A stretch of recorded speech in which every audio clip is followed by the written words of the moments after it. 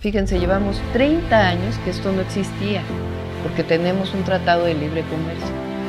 El último tratado de libre comercio lo firmó el presidente López Obrador con el propio presidente Trump.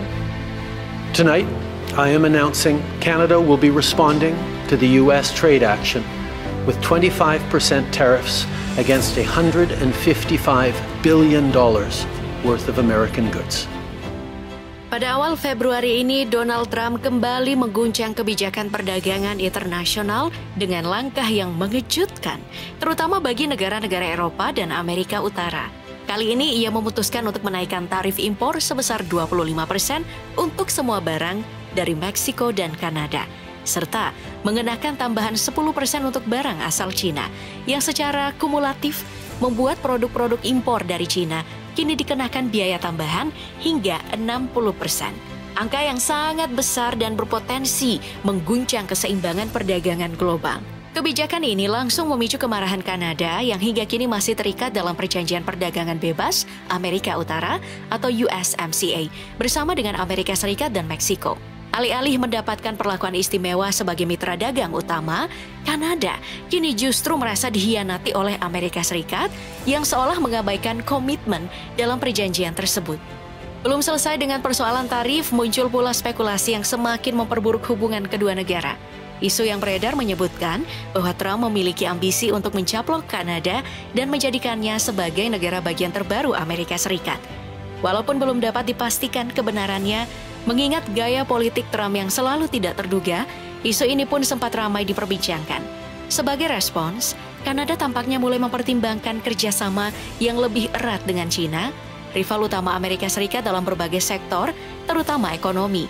Langkah ini menandakan bahwa Kanada tengah mencari strategi untuk menghadapi kebijakan perdagangan agresif yang diterapkan oleh Washington.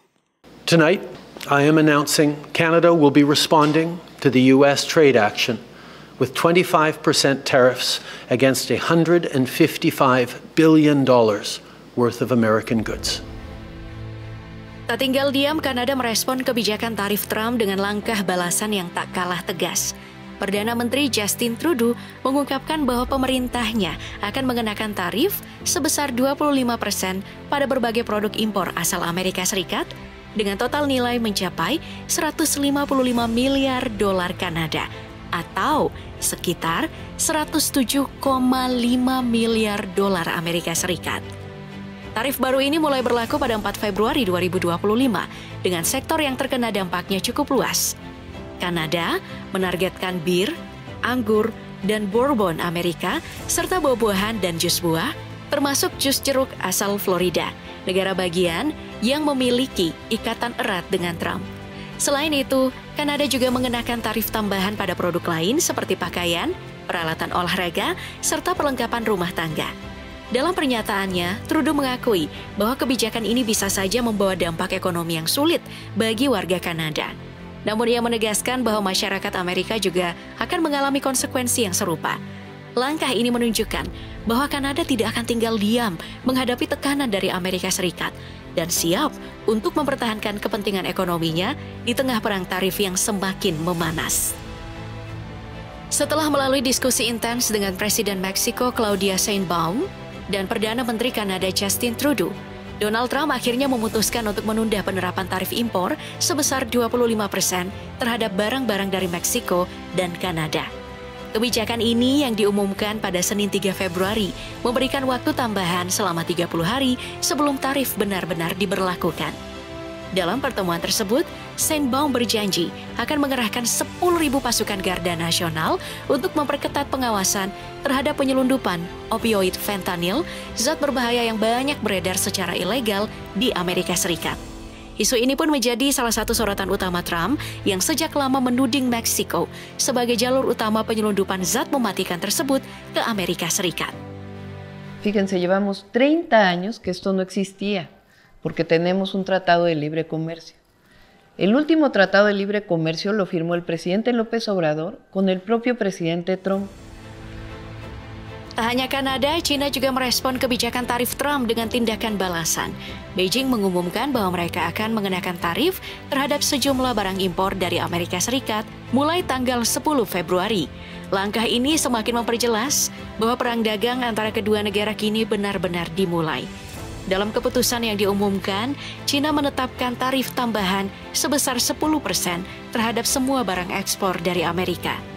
Tak lama berselang, Kementerian Keuangan China juga mengumumkan kebijakan lebih lanjut, yakni pungutan sebesar 15% untuk batu bara dan gas alam cair asal Amerika Serikat, serta tarif 10% untuk minyak mentah, peralatan pertanian, dan beberapa jenis kendaraan.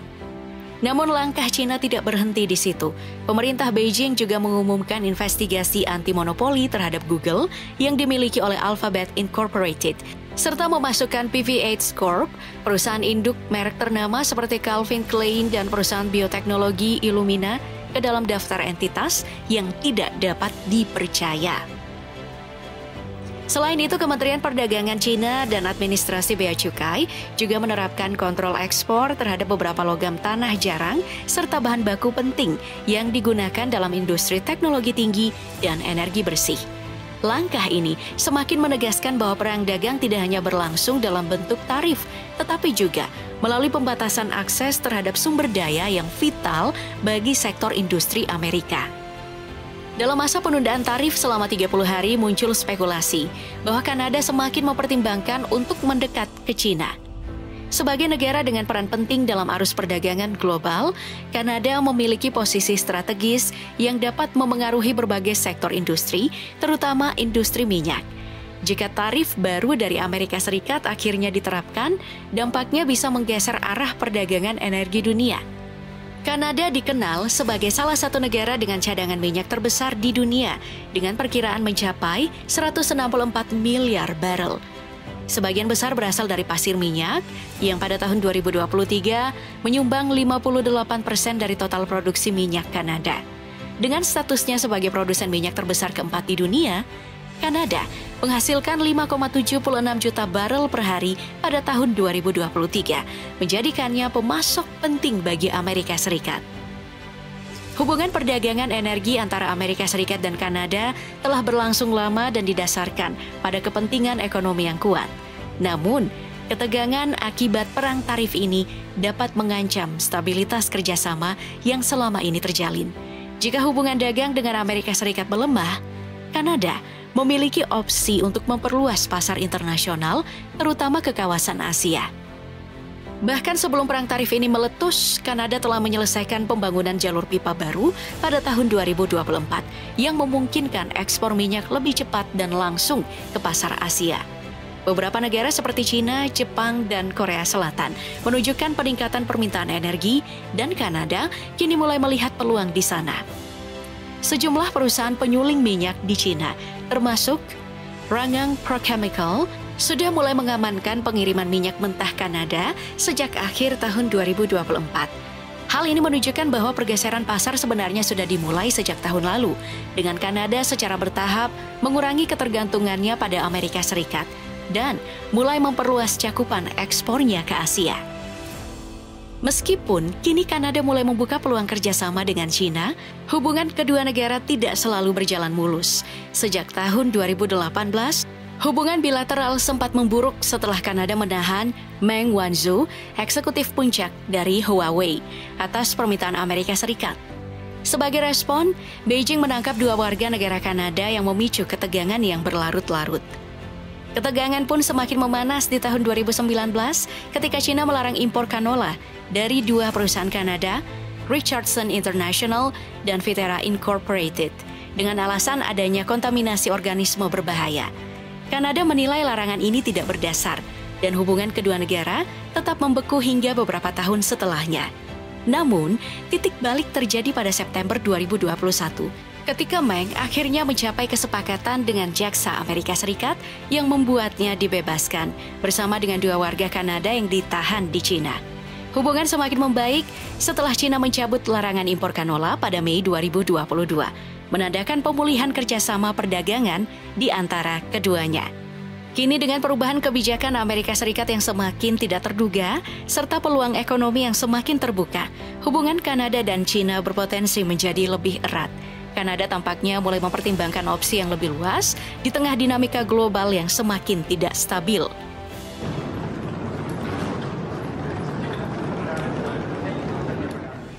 Bukan hanya Kanada dan Cina yang merespon kebijakan tarif Trump dengan langkah serius.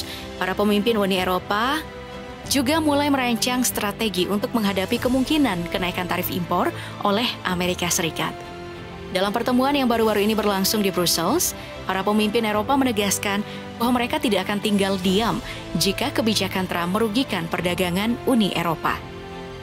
Kanselir Jerman Olaf Scholz menegaskan bahwa Uni Eropa memiliki kekuatan yang cukup besar untuk melindungi kepentingannya sendiri. Sementara Presiden Prancis Emmanuel Macron menyatakan bahwa jika Eropa diserang dalam isu perdagangan, maka mereka harus bertindak untuk mempertahankan diri dan memastikan bahwa mereka tetap dihormati di kancah global. Selain itu, para pemimpin Uni Eropa juga menilai bahwa jika perang dagang antara Amerika dan Eropa terus berlanjut, Cina akan menjadi pihak yang paling diuntungkan.